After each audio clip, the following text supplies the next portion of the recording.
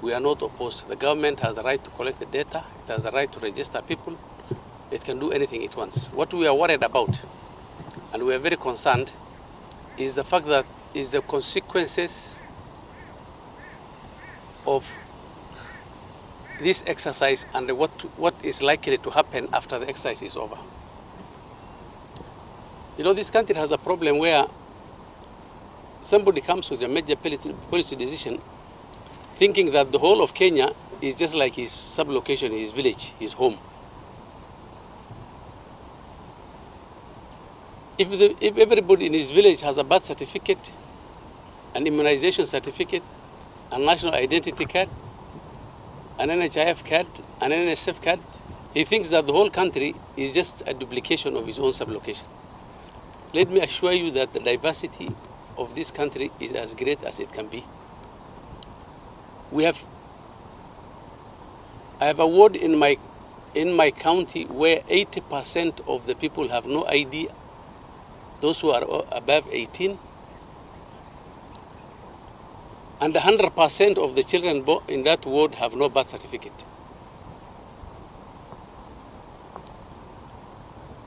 What will happen now?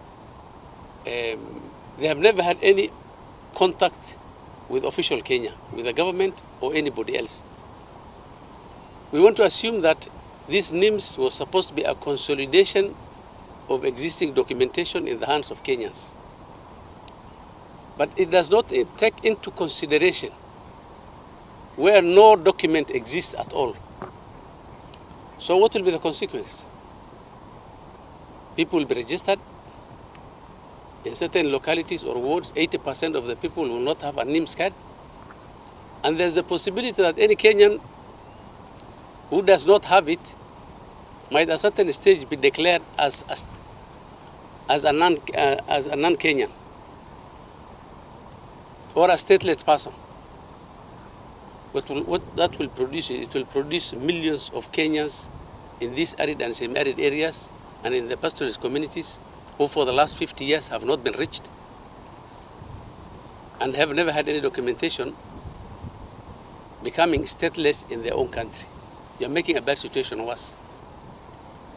I would have preferred a situation where this document is made universal, unconditional, given to everybody within the borders of Kenya, and it would have given the opportunity for our people to come into contact with official Kenya by getting that card easier than they have failed to get IDs or birth certificates. Therefore, we want to warn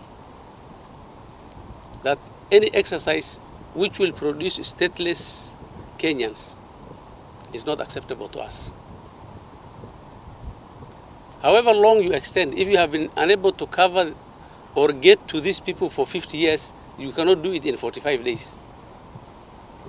Therefore, we want to know, if you don't have a NIMS card or registration, what happens? If you are not likely to get NIMS for the next 50 years, what implications does it have for your life? Anyway, these people have lived without IDs or birth certificates. Will life in Kenya become impossible without a NIM registration?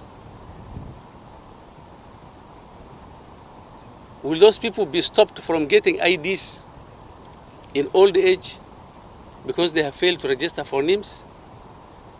Will it produce stateless Kenyans? Ladies and gentlemen, these are very serious issues for us, and we are not the ones who are creating them. We are ready for NIMS. I'll go back and register for it on Monday. But these are the serious, outstanding issues which we want those who are in charge to solve and inform Kenyans. And if a situation arises where these people will have been declared stateless, we shall use our emergency funds, we shall put all of them in lorries and take them to Nairobi to go and live there. Because they may not be able to live without limbs in the periphery the way they have done in the past.